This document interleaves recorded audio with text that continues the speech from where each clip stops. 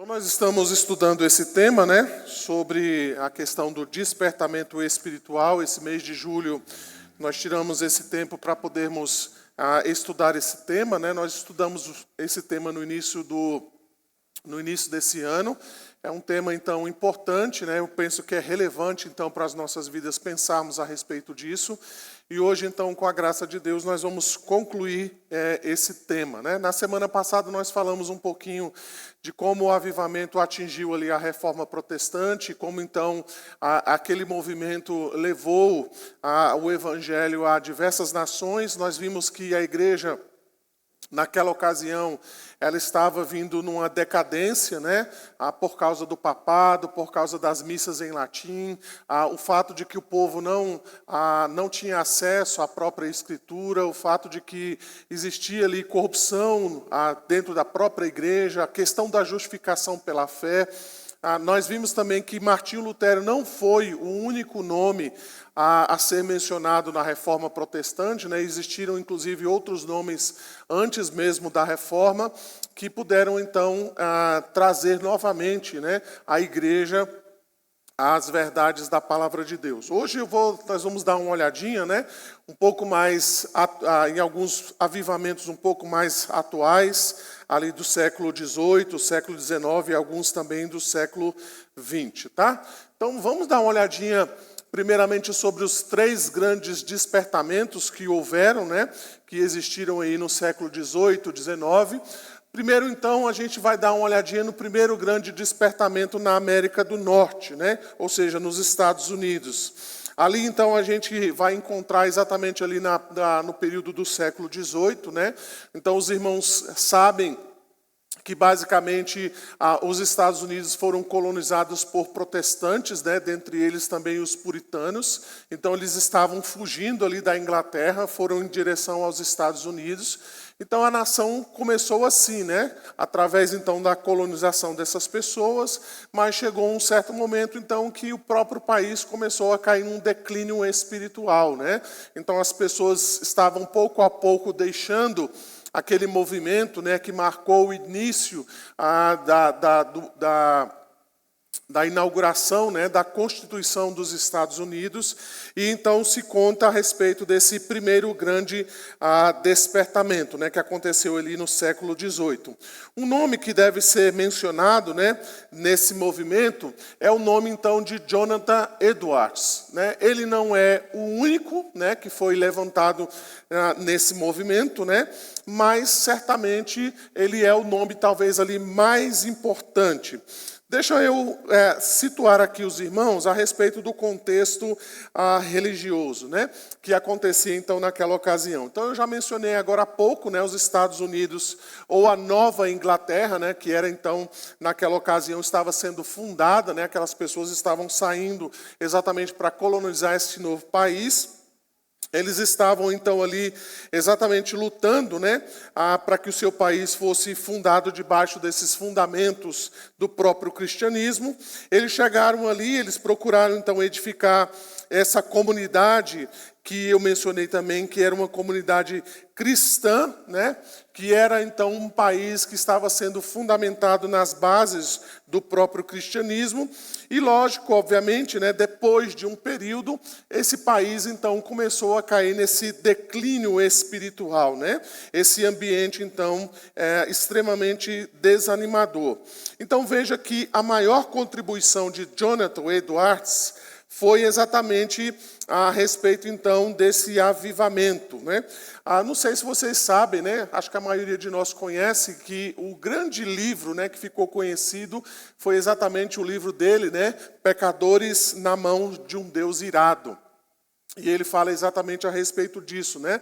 Basicamente a ideia ali, né, o que Deus poderia fazer diante de pessoas tão pecadoras, né? Um Deus que está irado, né? Um Deus que precisa então dessa justiça, tá?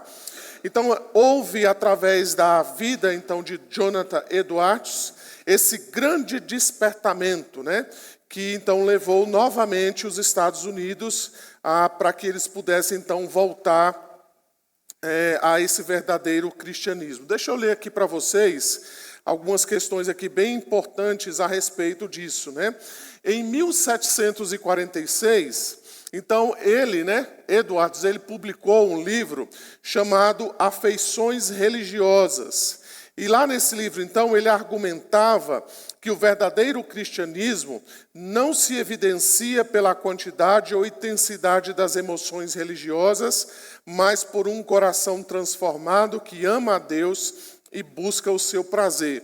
Ele faz uma análise rigorosa das diferenças entre a religiosidade carnal, que produz muita comoção, e verdadeira espiritualidade, que toca o coração com a visão da excelência de Deus e o liberta do egocentrismo. Por que ele escreveu esse livro? Ele escreveu esse livro exatamente porque havia uma certa confusão das pessoas com relação aos avivamentos. Então, tinham pessoas que achavam que o avivamento era exatamente essa movimentação, esse mover, Era algo que levava as pessoas, então, ao emocionalismo, Levavam as pessoas, então, a essa comoção das emoções. E ele, então, nesse livro, ele quer exatamente dizer o contrário. Ele quer dizer, o verdadeiro avivamento, ele traz para nós a verdadeira conversão, o arrependimento dos nossos pecados. Ele, então, nos leva novamente à palavra de Deus.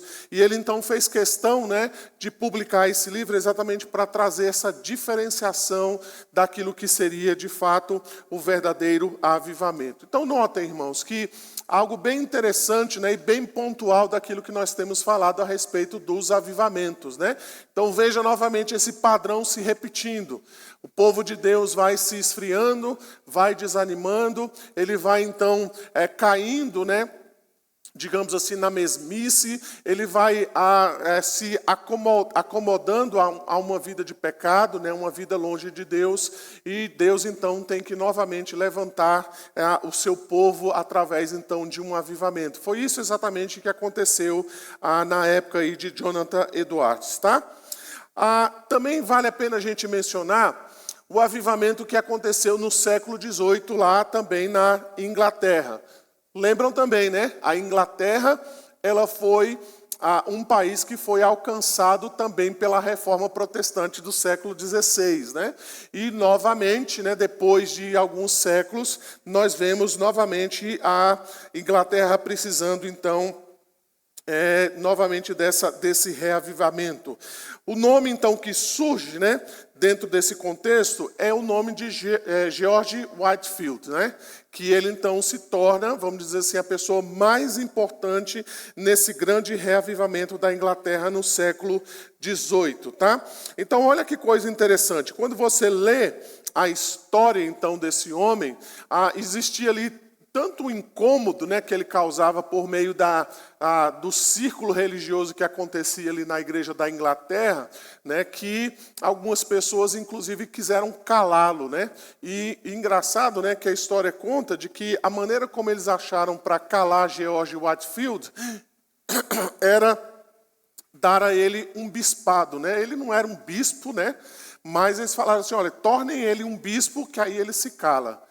Exatamente porque a religião tinha se tornado uma religião do próprio Estado, Então já existia ali na Inglaterra essa mistura entre religião e Estado, Então veja, os bispos obviamente não se preocupavam em pregar essencialmente a palavra de Deus, mas em fazer aquilo que o Estado determinava para que eles fizessem, Então veja o perigo, quando a igreja tenta se amoldar ao Estado ou vice-versa, ou quando o Estado tenta intervir na vida eclesiástica, Essa mistura, a história tem mostrado que ela não é saudável para a vida da igreja.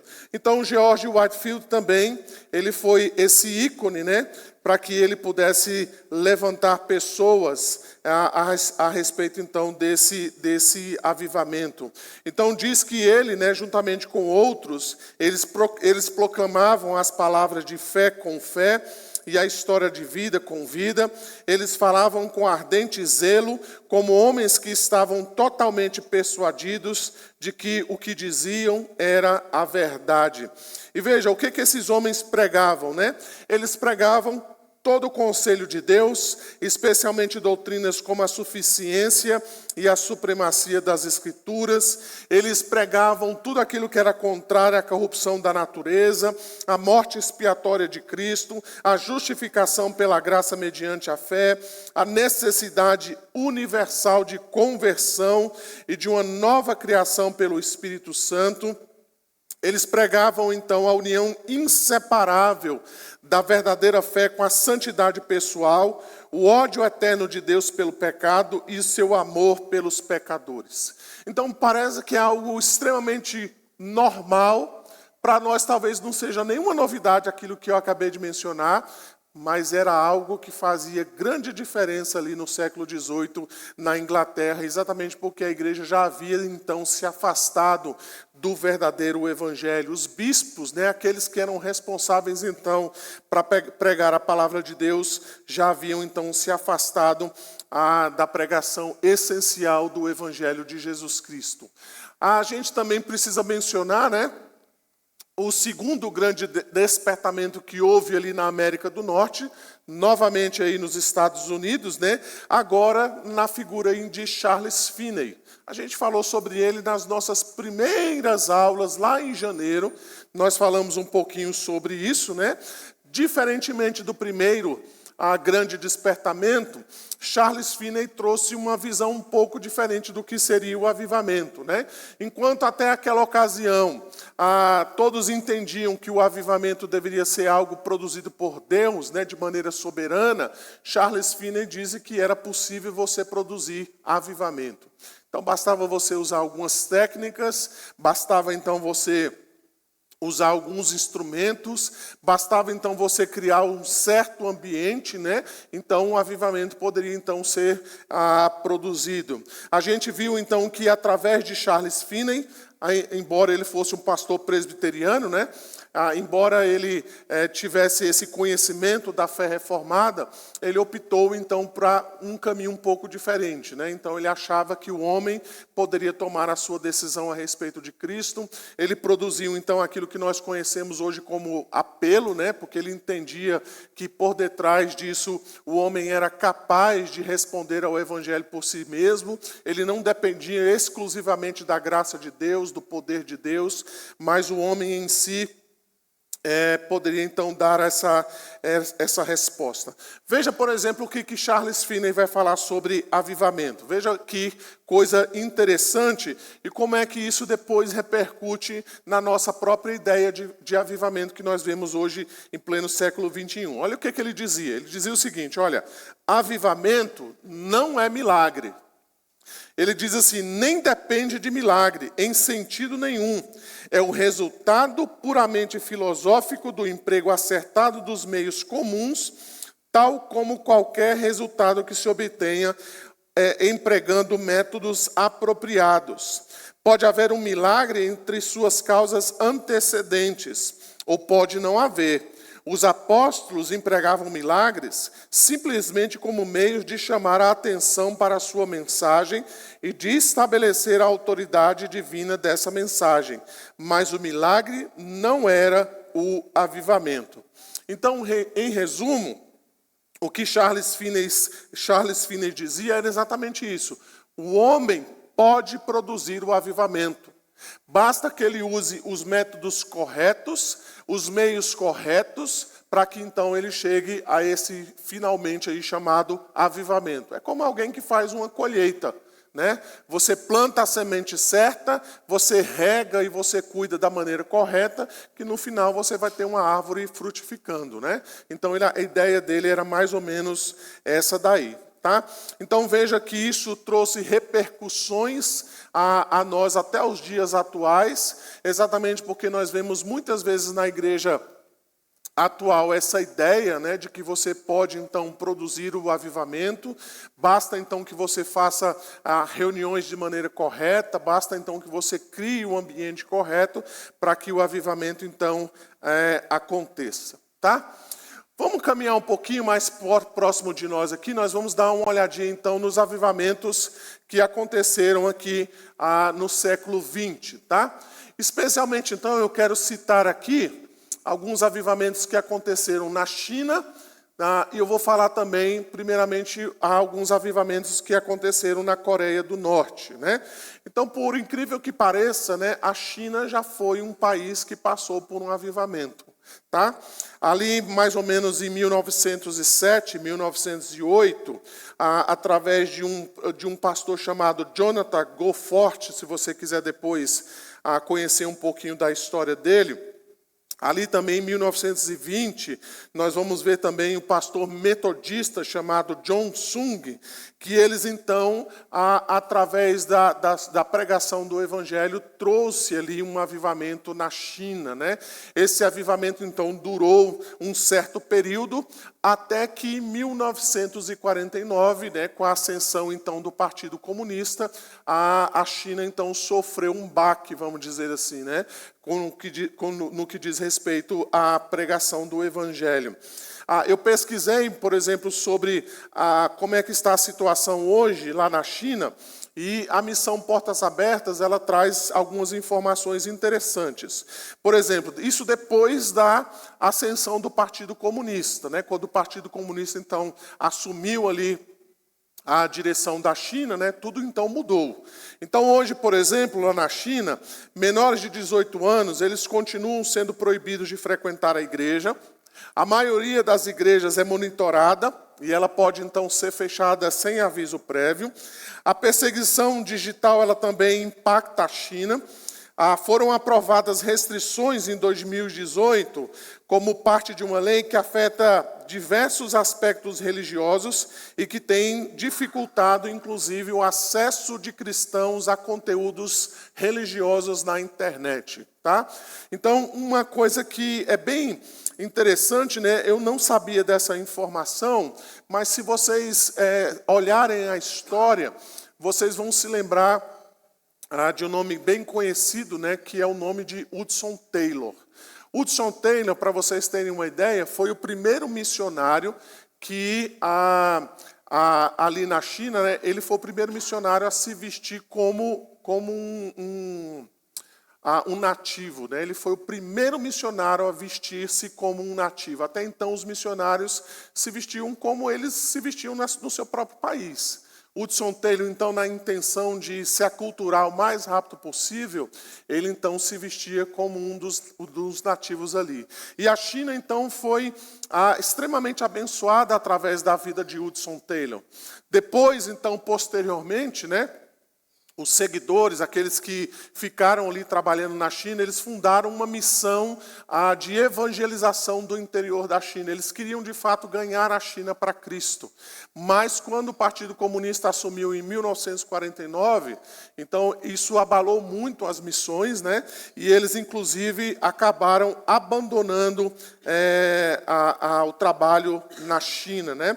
E aquilo que poderia ter sido, de fato, algo extremamente abençoador para a China, hoje não existe nenhum trabalho que sobrou ali como resultado daquilo que Hudson Taylor tinha feito. Então, a missão do interior para a China, né, aqueles que queriam, então, avançar com o trabalho missionário na China, eles simplesmente deixaram o país. Para vocês verem, né, irmãos, às vezes a gente fala isso quando a gente pensa na igreja perseguida, a gente, às vezes, não tem ideia de como um governo pode, de fato, influenciar na perseguição e no impedimento da pregação do Evangelho, né? Então, hoje, a China, pelo menos nesse trabalho de Hudson Taylor, né, ela não tem nenhum resquício mais desse trabalho, tá? Um outro local, então, que a gente precisa mencionar é o avivamento, então, que aconteceu na Coreia do Sul. Esse avivamento começou em 1907. Conta-se que esse avivamento começou através de uma reunião de homens. Esses homens, então, estavam reunindo, né, ali na capital da Coreia, em Pyongyang, em 1907.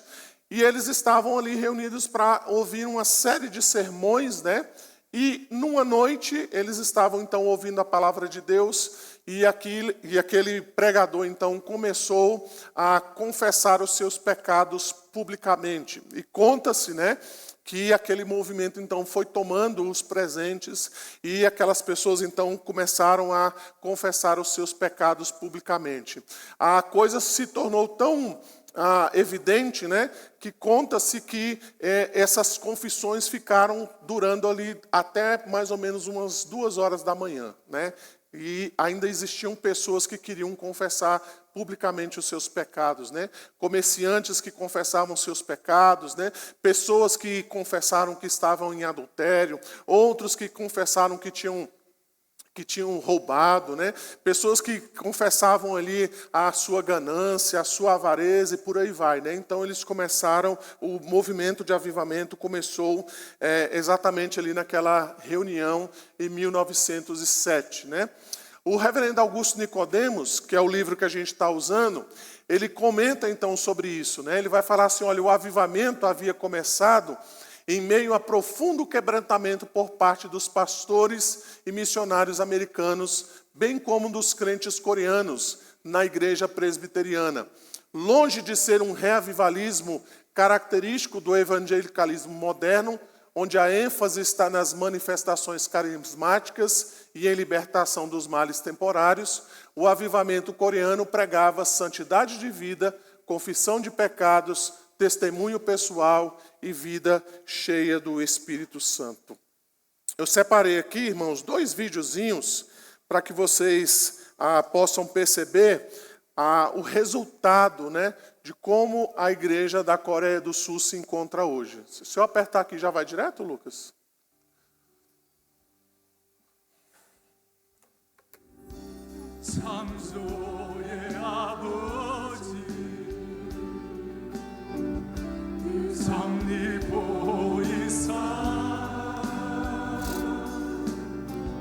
택하신 세대 일으키어 이 땅을 고치소서 주의 크신 능력 만물이 사모하니 성령의 기름 부어주사 이 시간이 가서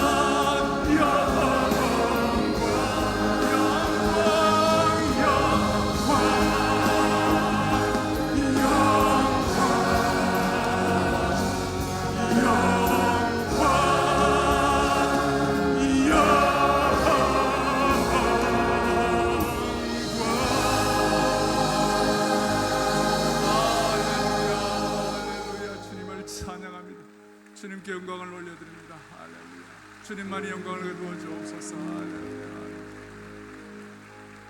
이제 우리 함께 신앙 고백을 하실 터인데요. 오늘은 A gente vai ver outro vídeo também. Eu preciso apertar aqui de novo?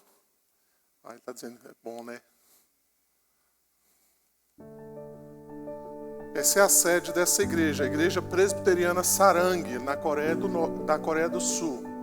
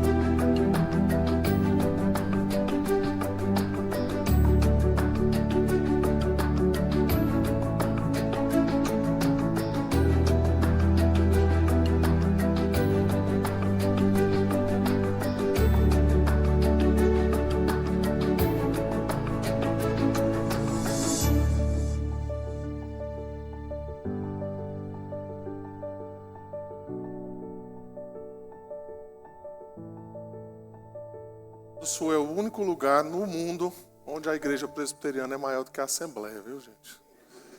Então lá nós temos igrejas grandes, né? Essa igreja é uma igreja presbiteriana Sarang. Eu não salvo engano, há uns 2 anos atrás, a igreja presbiteriana, 2 ou 3 anos atrás, a igreja presbiteriana do Brasil foi convidada, né, a participar, não sei se foi da inauguração desse templo, né, desse novo templo. Eu lembro que na ocasião o Roberto Brasileiro foi, né, a essa igreja. Há alguns anos atrás também um colega pastor foi num grupo de pastores, né, também para a Coreia do Sul, né, e ele ficou impressionado, né, como os pastores, como a igreja, ela se dedica, né, à causa do Evangelho. Esse colega pastor estava me contando, né, inclusive que os membros da igreja da Coreia, né, quando eles saem de férias, ao invés deles viajarem, né, eles tirarem férias, eles pegam as férias deles, né, e eles dedicam ali 30 dias no trabalho da igreja, em alguma coisa, né, que a igreja tem, eles aproveitam então esse tempo de férias para poder se dedicar integralmente ao trabalho da igreja, né? E ali a gente viu o templo, né, que estava... Deixa eu só voltar aqui, Lucas, volta aí, por favor. O templo, a gente viu lá aquele pastor, né, naquele tempo cantando, e depois ali o templo vazio, né? Então ali cabe bastante gente, né? E isso então é um resultado desse avivamento que aconteceu ali em 1907, né? Onde Deus, de maneira poderosa, alcançou ali aquele país. Esse pastor, então, ele esteve recentemente no Brasil, ele esteve ali na igreja presbiteriana de Pinheiros, né?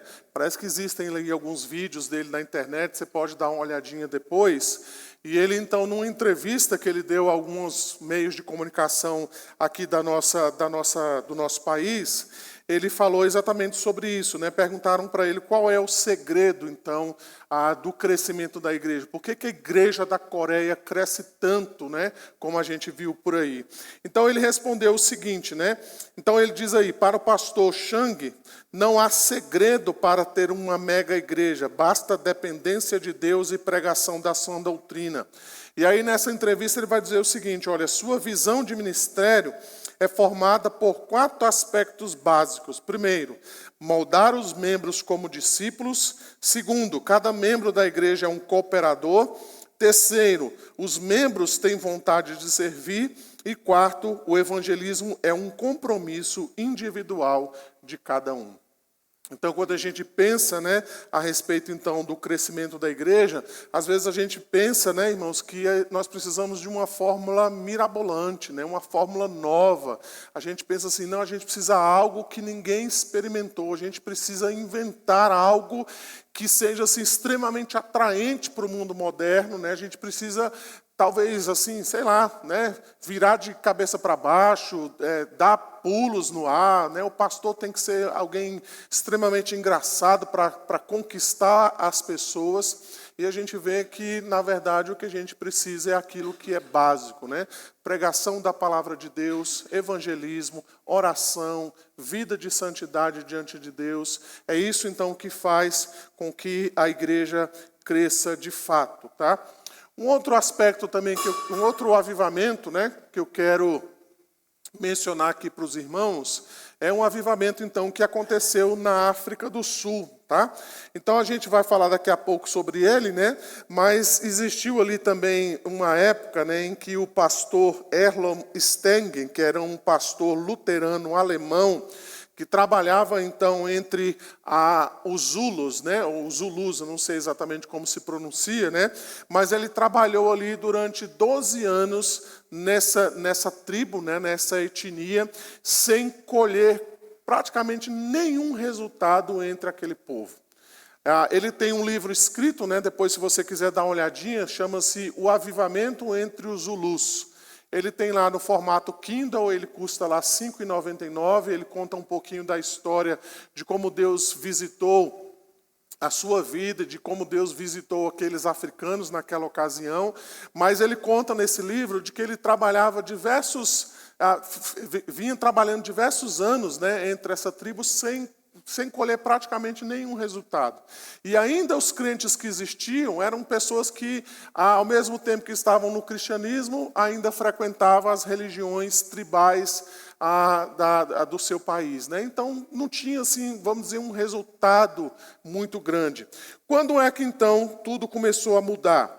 Quando ele começou, então, a perceber que ele mesmo precisava de mudança. Isso ele conta lá no livro. E ele conta, né, não é eu que estou deduzindo, ele conta no próprio livro dele, que Deus começou a operar no coração daquele povo, exatamente quando ele mesmo começou a confessar os seus pecados. E ele começou a confessar o pecado que ele tinha do racismo, né? Ele é um alemão, trabalhando no meio dos Zulus, né, povo negro, e ele tinha inclusive medo, né? Ele tinha receio de se encontrar com esse povo, né, de ser visto no meio deles. Então ele tinha um certo racismo, né, em relação ao povo que ele estava evangelizando. E Deus então começou a visitar a vida então de Erlon e começou a visitar também o povo Zulu, tá? Ele conta então no livro dele o seguinte, ele diz assim, olha, nós orávamos fervorosamente pelo avivamento. 2 vezes por dia nos reunimos, mas depois de certo tempo fomos conduzidos a um arrependimento tão profundo que nossos estudos bíblicos ficaram em segundo plano. E nós só nos quebrantávamos e chorávamos. Até ali tínhamos orado para Deus descer e operar entre os pagãos.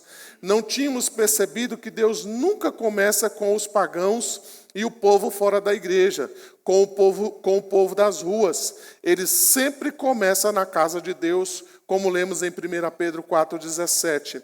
Não podemos culpar os ímpios por não se converterem, se nós cristãos não somos avivados, nem vivemos o tipo de vida certo. Então, em outras palavras, o que Erlon está dizendo? Enquanto a gente fica orando para que as pessoas se convertam, elas nunca vão se converter se nós primeiro não formos pessoas avivadas, transformadas, né? Como é que a gente quer que, de fato, o Evangelho transforme a vida das pessoas se o Evangelho, de fato, ainda não transformou as nossas vidas por completo? Eu quero aqui fazer duas citações dele, né, desse livro. Ele vai falar exatamente isso, né? Em tempos de avivamento, a palavra de Deus torna-se viva. Ela nos golpeia e fere nosso coração. Não acontece como pato, que não se molha dentro da água, ou como uma rocha que fica seca por dentro, mesmo estando no fundo de um rio. A palavra de Deus é como um martelo que despedaça a rocha. Agora se tornara claro para mim que não eram os pagãos que estavam atrapalhando o avivamento. Eu só conseguia clamar: Senhor, há uma só pessoa atrapalhando a tua obra, e essa pessoa sou eu. Por favor, perdoa-me. Então ele reconheceu que, na verdade, o problema entre os Zulus não era um povo, era ele mesmo, que tinha preconceitos, né, que era racista, né, mesmo trabalhando ali entre aquelas pessoas, né.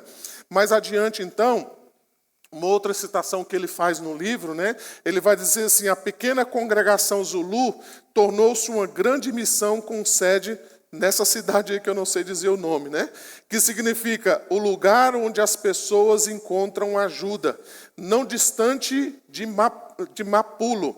Incontáveis pessoas continuam buscando e recebendo ajuda.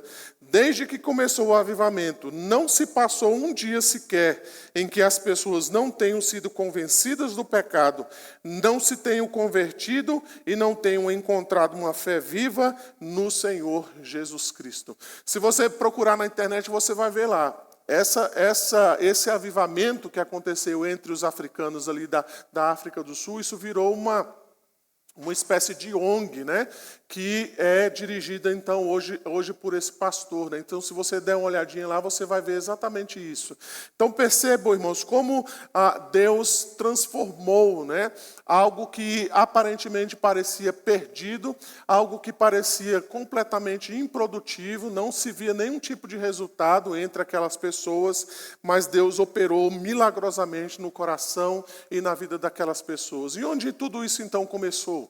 Começou, então, com confissão de pecados, né? Começou, então, com transformação de vida. Começou, então, com a pregação da palavra de Deus. Não foi nenhum método milagroso. Não foi nenhum método contemporâneo. Não foi nenhum método que ninguém nunca havia experimentado. Foi a simples pregação da palavra de Deus, a confissão dos pecados, o arrependimento que levou, então, essas pessoas ao avivamento, tá?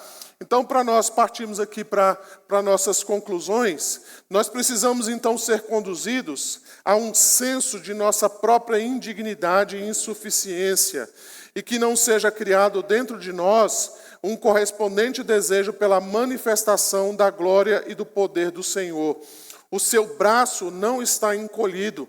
Não vemos nenhuma possibilidade de uma mudança radical, benéfica e duradoura neste grande país, a parte de uma visitação poderosa do Espírito Santo.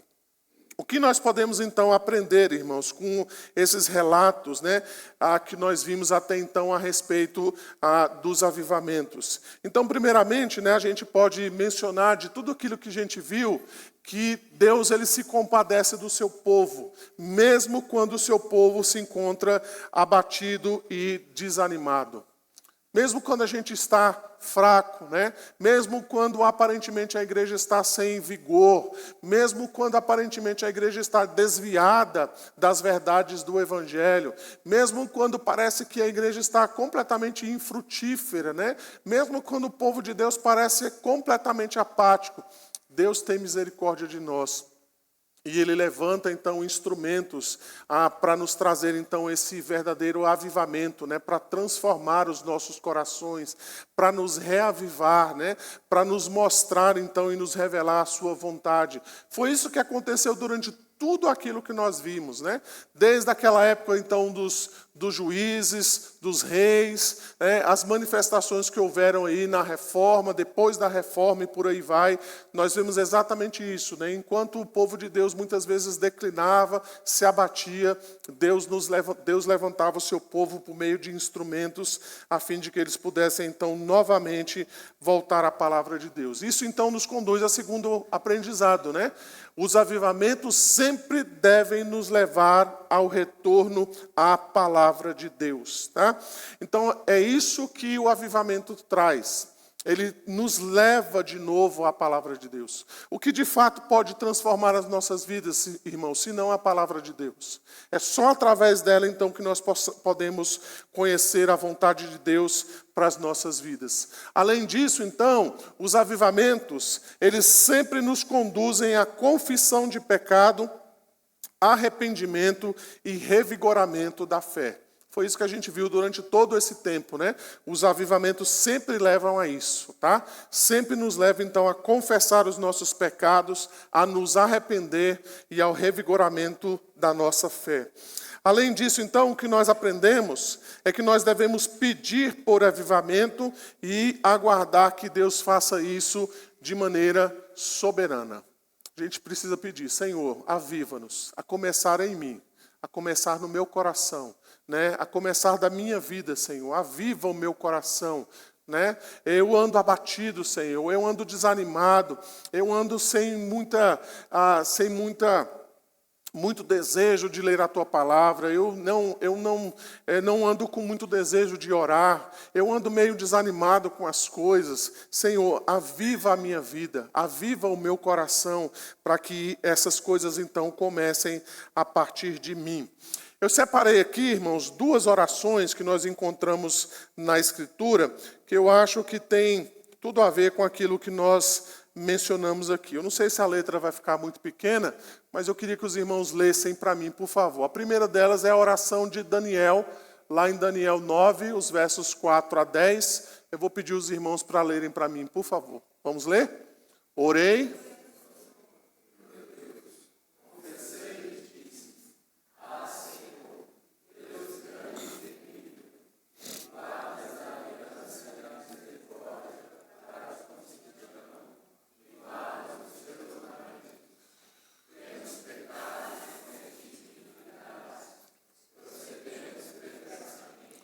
E fomos rebeldes, apartando-nos dos teus mandamentos e dos teus juízos, e não demos ouvidos aos teus servos, os profetas, que em teu nome falaram aos nossos reis, nossos príncipes e nossos pais, como também a todo o povo da terra. A ti, ó Senhor, pertence a justiça, mas a nós o corar de vergonha, como hoje se vê. Aos homens de Judá, os moradores de Jerusalém, todo o Israel, quer os de perto, quer os de longe, em todas as terras por onde os tem lançado, por causa das suas transgressões que cometeram contra ti.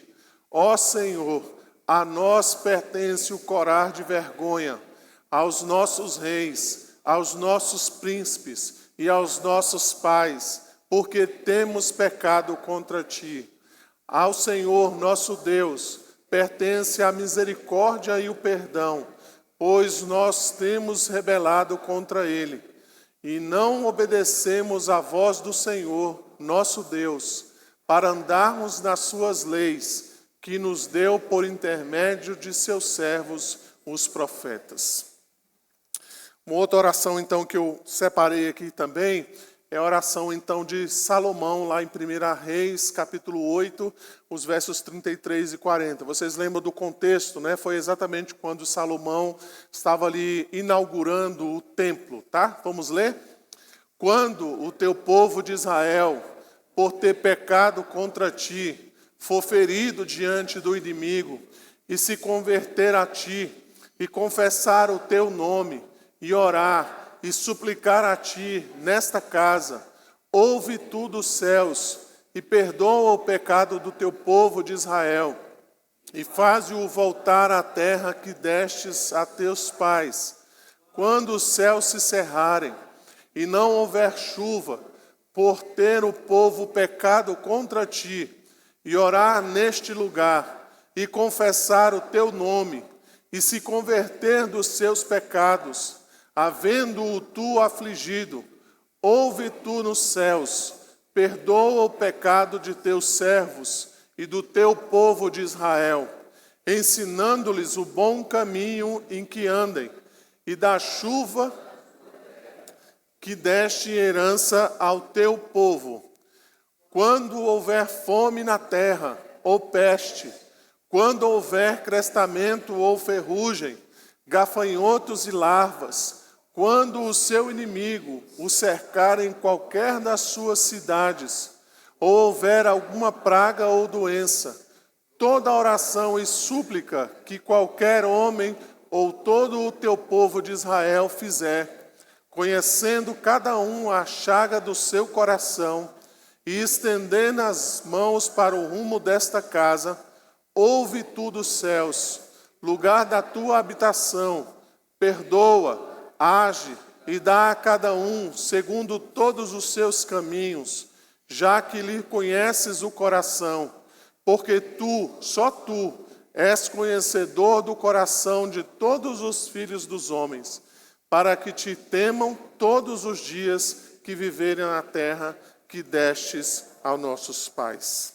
Assim, irmãos, nós aprendemos que nós precisamos então nos humilhar diante de Deus, suplicar a sua graça, a sua misericórdia.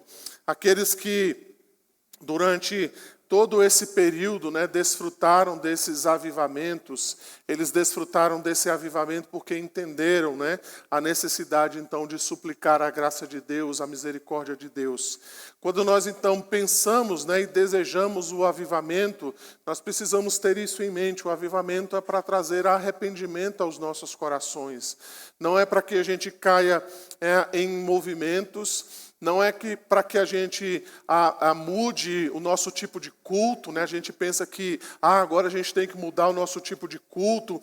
Uma igreja avivada é uma igreja que tem jogo de luz, Agora a igreja tem que pintar as paredes de preto. Agora a gente precisa ter aquela dança litúrgica, as músicas movimentadas, Agora o pastor tem que ser alguém assim descolado, que fala uma linguagem diferente, E a gente às vezes pensa que avivamento tem a ver com isso. Mas o que a história mostra para nós e que a Escritura mostra para nós é que o avivamento, então, deve nos levar ao arrependimento, à confissão dos nossos pecados.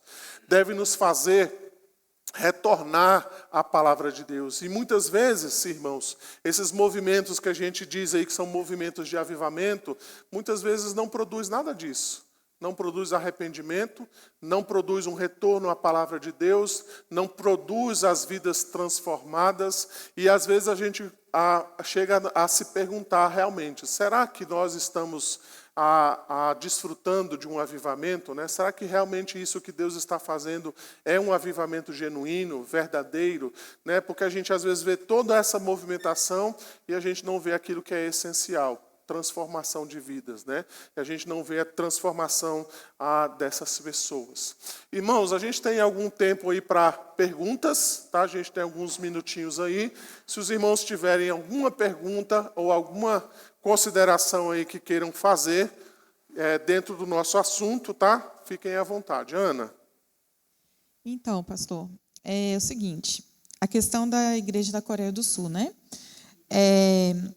eles tiveram avivamento, mas assim, a questão do avivamento ele também tem que ser acompanhado o pastoreamento dos membros, Então, nesse caso, biblicamente, como é que se pastoreia os membros, e como é que é feito o acompanhamento, biblicamente falando? Por exemplo, a gente vê, biblicamente, a gente tem na Igreja Presbiteriana, do Brasil, a gente tem um número de diáconos, um número de presbíteros, como é que a gente doutrina e acompanha uma igreja muito grande?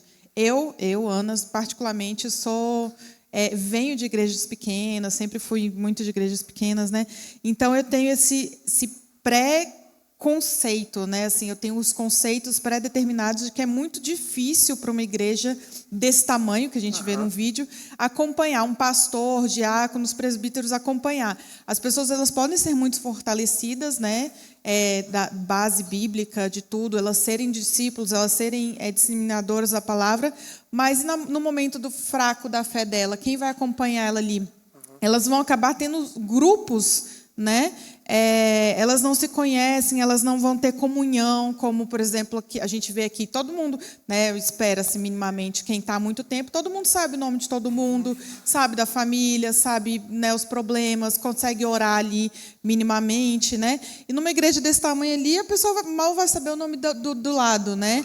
Então, o que se adianta não se ter essa comunhão, não se ter esse pastoreio? Como é que, biblicamente, isso é acompanhado? Eu imagino que lá, né, eu não sei exatamente o número de pastores que tem lá, mas certamente não é um único pastor que tem lá, né? Deve ter um número bem grande de pastores, né, que dividem essa tarefa aí de pastorear essas pessoas, né? E certamente deve existir ali algum tipo de método, né, seja de discipulado ou de grupo pequeno, que ajuda aí na condução dessas pessoas. O ponto, Ana, que eu acho que é interessante aí, né, é exatamente esse. A gente precisa de um despertamento, né, dos membros da igreja para essa tarefa. Essa tarefa não é uma tarefa exclusiva do pastor, dos presbíteros, né, ou dos oficiais da igreja. A questão do pastoreio é uma questão de cada um de nós. Ainda que a gente não possa dizer que todo mundo é um pastor, oficialmente falando, mas cabe a cada um de nós esse pastoreio mútuo, né? Esse cuidado mútuo, né? Esse aconselhamento mútuo, essa exortação mútua, né? Essa preocupação mútua que cada um deve ter, né? Uns com os outros. É isso que a gente vê no Novo Testamento. Embora tenha essas figuras, né, de liderança, hoje mesmo eu vou falar sobre isso, né? Os presbíteros que cuidavam das igrejas no Novo Testamento. Isso não isenta, né, outras pessoas de que elas possam colaborar com o trabalho da igreja. Basta você ler Romanos 16, você vai ver uma lista de pessoas que Paulo cita e que não são necessariamente pastores ordenados, né? Não são necessariamente diáconos, mas foram pessoas que ajudaram no trabalho da igreja, né? Seja no trabalho em casa, seja na evangelização, seja no discipulado de outras pessoas, né? Mas eram pessoas que estavam ali envolvidas no trabalho da igreja. Então, o que hoje a gente precisa de fato vamos dizer assim, redescobrir essa ideia do pastoreio mútuo, né? A gente precisa compreender que Deus nos colocou em uma igreja e nós podemos sim ajudar outras pessoas, né? Nós podemos ajudar no cuidado dessas pessoas. Isso não é uma função estrita de pastores, de líderes ou de alguma liderança. Eu imagino que lá aconteça isso, né? Só para terminar, claro, somos todos chamados, Sim. né? Somos dessa forma. Mas de uma forma mais macro, vocês são, né, pastores, Sim. diáconos, são chamados, né? Vocês têm um chamado, né? A gente tem essa coisa, né? Vocês são chamados fortalecidos para, vocês fazem o seminário, né? Tem toda uma preparação maior, né? Então tem toda eu diria isso, a preparação maior. Mas todos aqui, claro, somos preparados diariamente na escola dominical, Sim. no culto, na leitura diária, né? Que a gente tem que se esforçar para ter. Eu falo por mim mesmo, várias vezes eu não consigo ler diariamente, né? Enfim, mas a gente é feito para isso, né? A gente está aqui para isso.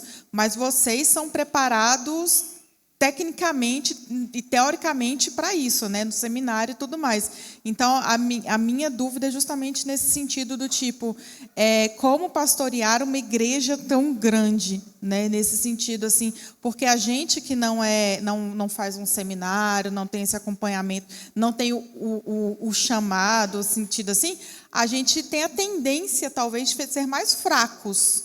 Né? Exemplo, vou falar assim, mais fracos, talvez. Né? Talvez a maior igreja Mas que a gente tem hoje aqui, vamos pegar aqui só como exemplo, tá, irmãos? Talvez seja a Igreja Presbiteriana Nacional. Lá, se eu não me engano, tem 6 ou 7 pastores, né? Então, assim, inclusive lá é bem setorizado, né? Então tem pastor de crianças, pastor de adolescentes, fora os presbíteros, né? Eu conheço algum deles, eles também, muitos deles dão aula na escola dominical, fazem todo esse trabalho também de ensino, né? Então, quanto maior a igreja, possivelmente a maior necessidade de ter pastores ordenados, né? E de trabalharem essa questão aí melhor do pastoreio, né? Para que todos sejam supridos, sem deixar de incentivar os próprios membros, né? Na ajuda com respeito aí ao pastoreio. Ok? Quem é, Lucas? A Ana Josina. Para mim, o maior avivamento ele é dentro dos nossos corações, né? Como o senhor falou, Começa é a em nós, oração. né? Uhum. É a oração, é o avivamento da igreja. Mas, assim, falando com a Ana Angélica, eu pertencia a uma igreja, a Igreja Presbiteriana de Taguatinga, ela tinha 1.500 membros. E eu não participava da SAF e eu sabia de tudo o que acontecia na SAF, porque era bem setorizado e a gente tinha pessoas responsáveis por aqueles grupos. Então, é possível. Embora eu também goste de igreja pequena, mas eu sei que é possível esse pastoreio de uma igreja grande. Aqui na nossa igreja nós temos 80 membros e às vezes acontecem coisas na SAF, hoje não tanto, mas já aconteciam, que a gente não ficava sabendo. Então, assim, é a forma como lida, como a liderança trata e como os membros respondem. Os membros, eles são responsáveis, sim, mas geralmente a gente segue um comando, né? O nosso maestro dá a regra e acaba acontecendo. É possível, mas eu acho assim que dentro de tudo isso do avivamento, a gente tem que se preocupar muito mais não com o número, né? Sim, com o avivamento dentro dos nossos corações mesmo.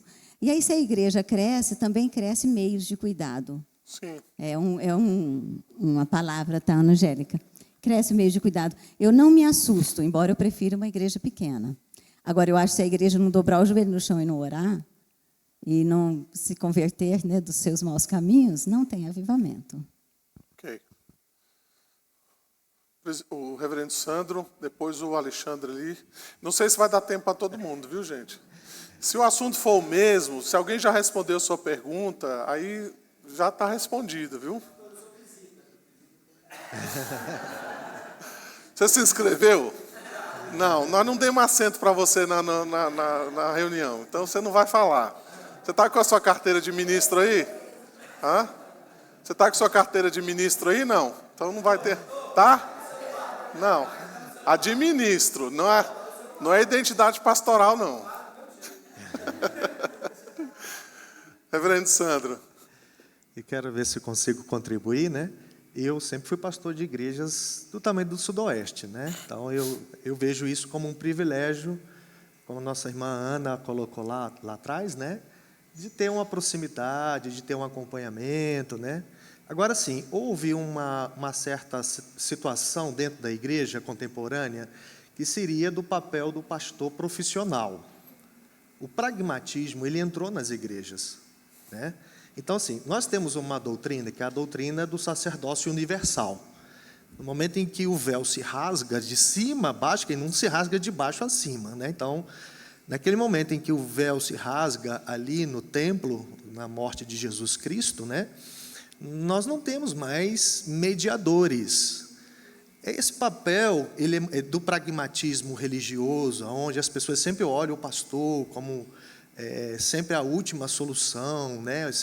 Aponta sempre para o pastor. E a palavra do pastor Ricardo é muito legal nessa manhã, porque todos nós temos que cooperar dessa forma, né? Numa ajuda mútua, né? Eu vejo isso muito no trabalho atuante da SAF, quando eu olho ali no grupo da igreja, né? Então, assim, você vê as mulheres, a mobilização, as orações, os pedidos, e aquele apoio muito importante que a SAF dá ao pastor Ricardo, né?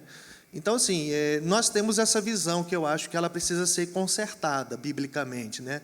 De não olhar para o pastor ou para os pastores de uma forma como se fossem os profissionais da religião, né? O pastor, dentro da estrutura da igreja presbiteriana, ele é o presbítero docente. O principal papel do pastor no caso, dentro da igreja presbiteriana, é o ensino, e claro que tem um aconselhamento, claro que há as visitas, isso tudo edifica a vida do pastor e da igreja, né? Mas eu acho que tem faltado um pouco lançar luz sobre essa forma do trabalho do próprio pastor em si, né? Então, sim, eu acho que tento contribuir dessa forma, né? Ok. Alexandre, depois o reverendo Giovanni. Se ele não falar, ele vai entrar com recurso, aí dá problema maior, né, Giovanni? Reforçando a questão da oração, aquele pastor que você falou anteriormente, o Jonathan Edwards, ele publicou um livro chamado A Vida de David Brainerd. David Brainerd foi um missionário dos indígenas naquela época, né? Uhum. E no leito de morte dele, ele permitiu que publicasse o diário dele. O diário dele tem a vida dele de convertido, dos 21 até os 29, quando ele morreu de tuberculose. E quando você vê o diário dele, que o pastor publicou, né? Você vê que toda a vida dele era oração. Tem uma vez que ele escreveu no diário que ele passou do nascer do sol e até o pôr do sol em oração. E ele fala que ele ficou todo molhado de suor. Ele passou horas e horas direto orando, confessando seus pecados e clamando pelas almas. E Deus, no curto tempo de vida dele, usou ele para salvar muitas almas de indígenas e diversas pessoas. E toda a vida dele era essa dependência de Deus. Ele era naturalmente uma pessoa muito depressiva, e você vê isso no diário dele. Ele era muito triste, ele era muito melancólico. Uhum. Mas toda essa fraqueza dele, ele canalizava em Deus. Reconhecendo a sua própria fraqueza, a sua própria incapacidade, ele não cessava de orar. E todos os homens que o Senhor citou, Jonathan Edwards, George Whitefield, o Charles Finney e muitos outros, todos tinham a mesma coisa em comum. Todos eles eram homens de oração. Então, querendo ou não, antes de Deus começar o avivamento por fora, né, ele tem que começar por dentro. Isso. E os nossos pecados, eles são como câncer. E o câncer, ele pode ter metástase, ele pode se espalhar. Então não adianta só reconhecer que a gente pecou. A gente tem que remover um pecado por pecado. A gente tem que reconhecer cada um. E reconhecer, inclusive, quando ele tem metástase. E Provérbios fala que, assim como o cão come o seu vômito, né? Porque tem cão que faz isso. Após vomitar, come o seu vômito. É bem nojento. Assim é um homem que volta a praticar o seu pecado. Quando a gente volta a praticar nosso pecado, é como se fosse o cão voltando ao nosso próprio vômito. Aos olhos de Deus é algo repugnante, algo podre. E a gente precisa se arrepender de cada um deles. Amém. Fala, reverendo. Bom, era muita coisa, mas eu vou fazer só 2 comentários, então. Um primeiro sobre a China. Tem muita reportagem da Ultimato falando do que acontece na China e tem muitas lições para a gente. Tem a igreja oficial da China, que é aquela igreja que tem a foto do imperador lá, do governante, né? Na frente, é obrigatório, mas tem a igreja do submundo. Uhum. E essa igreja do submundo tem, segundo reportagens que eu li da Ultimato, cerca de 25 mil conversões dia. É uma igreja que ainda está viva ali, que não sai nos números oficiais. A mesma coisa, algo parecido, quem me testemunhou aqui foi o Dr. Ávila, ele foi membro aqui na igreja, a maioria dos irmãos se lembram dele, de algo também acontecendo na Europa, especialmente a Alemanha. Um tipo de cristianismo também vivo ali, e que também não está nessas estatísticas, nesse jeito tradicional das pessoas comentarem. Agora, um aspecto não de crítica ao estudo em si, pastor, mas, na verdade, uma autocrítica sobre acho que o nosso jeito protestante, muitas vezes, de pensar as coisas. O próprio Nicodemos, que faz esse livro que o senhor comentou aí, ele tem uma veia muito só a partir do olhar do protestantismo. Uhum. Né? Mas quando a gente olha para o mover de Deus, a gente vê que isso é algo que está muito além das nossas fronteiras ou do nosso próprio entendimento. Eu tenho um livro aqui, um livro de um escritor, ele é teólogo também e doutor em comunicação, Franco Iacomano, ele é curitibano. E ele escreveu um livro chamado Evangélicos no Brasil, é um PDF, se os irmãos quiserem eu posso compartilhar depois. E logo na introdução desse livro dele, ele comenta sobre um missionário inglês chamado Kenneth Krug. Esse Kenneth Krug foi conselheiro da coroa britânica para estratégias de guerra durante o início do século passado. E ele comenta, o Kenneth Krug, visitando a América, que entre 1911 e 1938, a força evangélica na América do Sul aumentou 88%. Mas no Brasil, ela cresceu 624%. Nenhum campo missionário pode se comparar a isso.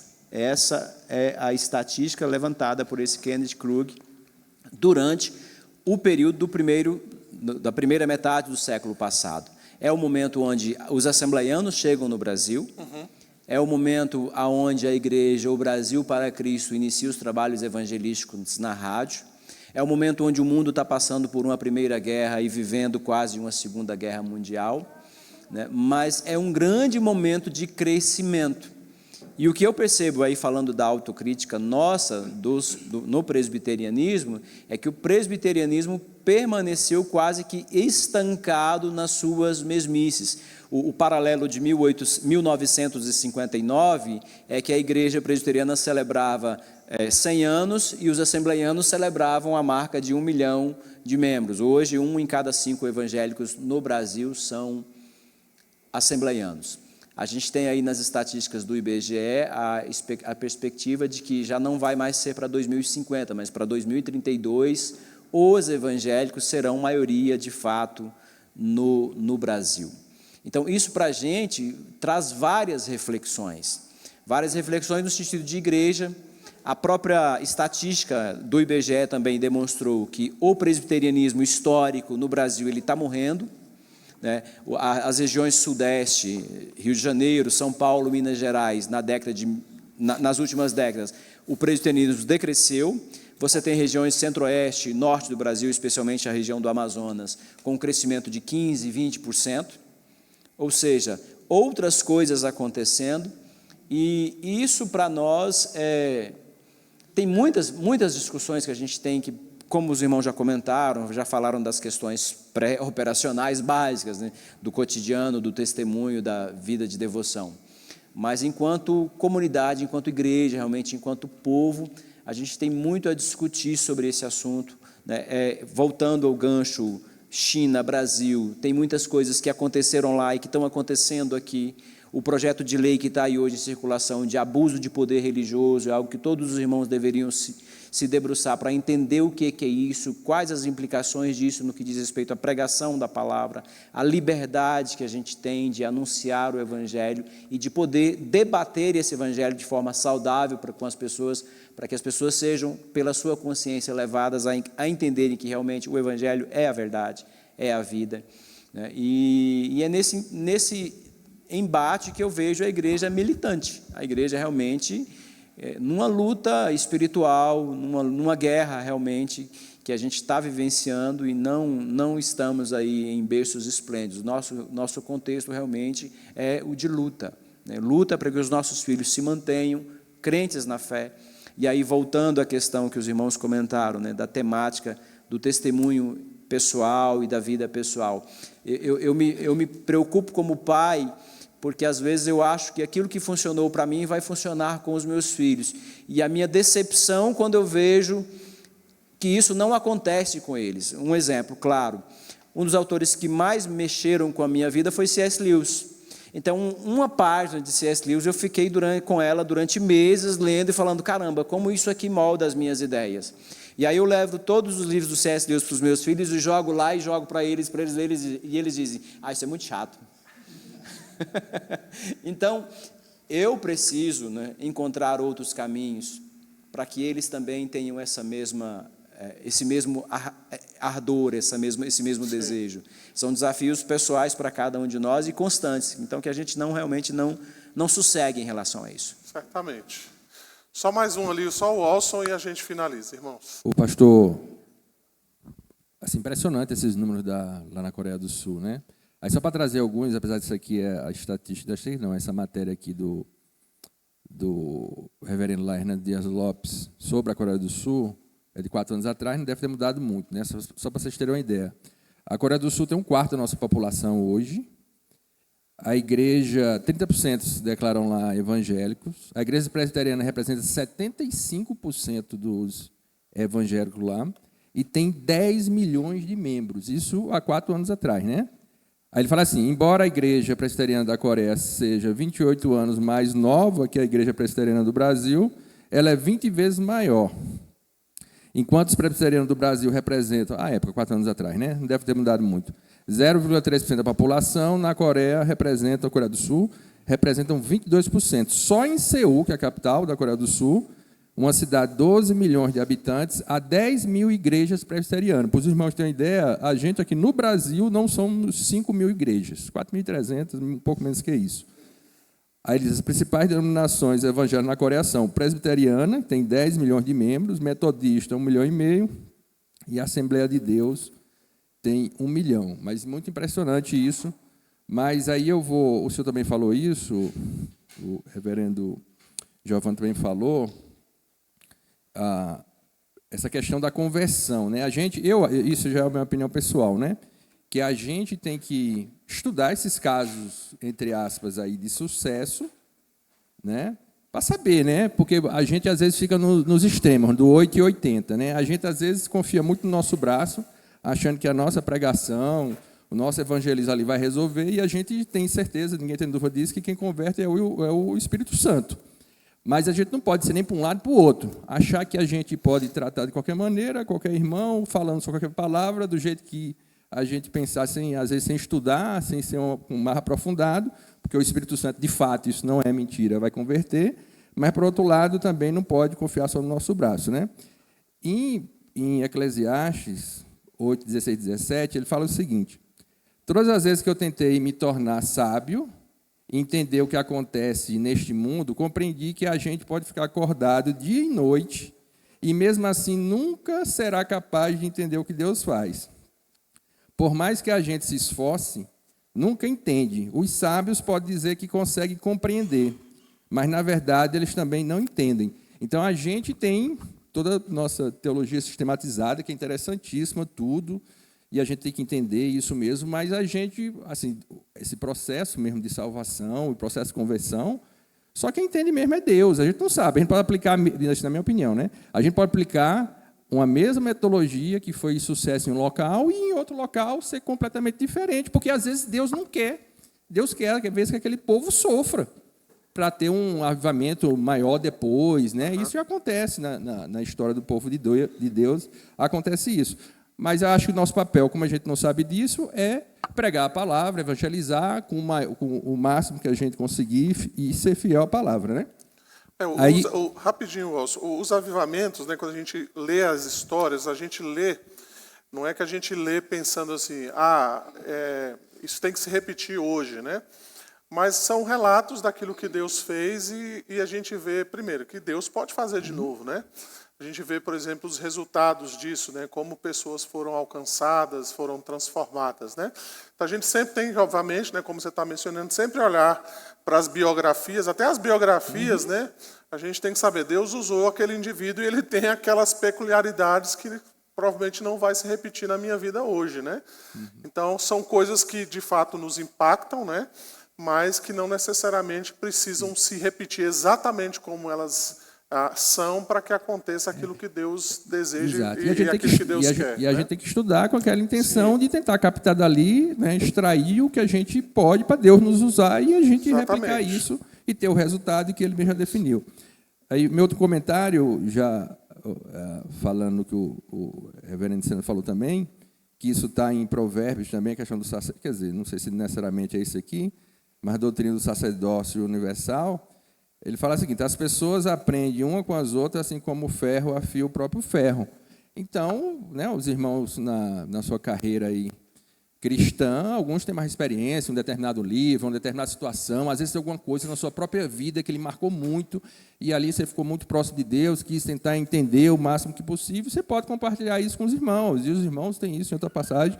Então, isso é uma doutrina, eu acho que é importante mesmo, a gente aprender um com os outros, coração aberto, com coração sincero ali para aprender e, principalmente, ter como como alvo lá Cristo, e a gente com a nossa obediência de ser grato pelo que ele fez na cruz e ser fiel à palavra, né? Porque às vezes você tem uma concepção, você estuda, né, a palavra de Deus, e você tem uma interpretação sobre determinada parte e você acha que é aquilo, e às vezes você está errado. Então, mas não é a questão de eu estar errado, o irmão está certo, não, é a questão da gente tentar cumprir ali, ser fiel à palavra de Deus, né? Que isso agrada a Deus, a gente ser fiel à palavra de Deus agrada a Deus, né? Que a gente, como filhos, como nós temos filhos aqui, a gente gosta de um filho obediente, né? Toda vez que o filho é desobediente, a gente fica até meio nervoso, e Deus fica assim com a gente, né? A gente tem que ser fiel à palavra, né, o máximo possível, de acordo com a nossa compreensão, e seguir na nossa caminhada aí, longa aí, nesse caminho que leva à salvação, cumprindo sua palavra e sendo perseverante ao longo do tempo. Ok, irmãos. Nós vamos então encerrar. Vamos, nesse momento, fazer mais uma oração. Já quero convidar aqui o Daniel, ele vai nos conduzir em alguns cânticos. E assim nós vamos orando, pedindo a Deus que o Senhor possa, de fato, transformar o nosso coração, nos avivar, né, a começar em nós, a fim de que Ele possa fazer a sua vontade não só na nossa vida, mas também no meio do seu povo. Vamos orar mais uma vez? Obrigado, Senhor, por esse tempo. Ó Deus de graça, Senhor, sobre as nossas vidas. Obrigado, Senhor, porque a gente pode olhar, Senhor, esses eventos de avivamento, Senhor, pensar sobre eles e pensar de que o Senhor também pode fazer isso conosco, Senhor. Trazer transformação às nossas vidas, ao nosso coração, nos levar, Senhor, ao arrependimento dos nossos pecados, nos fazer, Senhor, voltar à Tua palavra. E é isso que nós te pedimos, ó Deus, que é começar em nós, que é começar em mim, Senhor, de que o Senhor faça a Tua vontade, Senhor, na minha vida. Que o Senhor abençoe também a Tua igreja aqui presente, que nós possamos, ó Deus, desfrutar desses momentos, ó Deus, em que o Senhor nos visita, nos transforma, nos reaviva, Senhor, nos faz ter prazer na Tua palavra, nos faz desfrutar, Senhor, da Tua graça, nos faz ter amor, ó Deus, pela Tua obra, Senhor. Assim nós oramos e te pedimos, agradecidos, e em nome de Jesus, amém.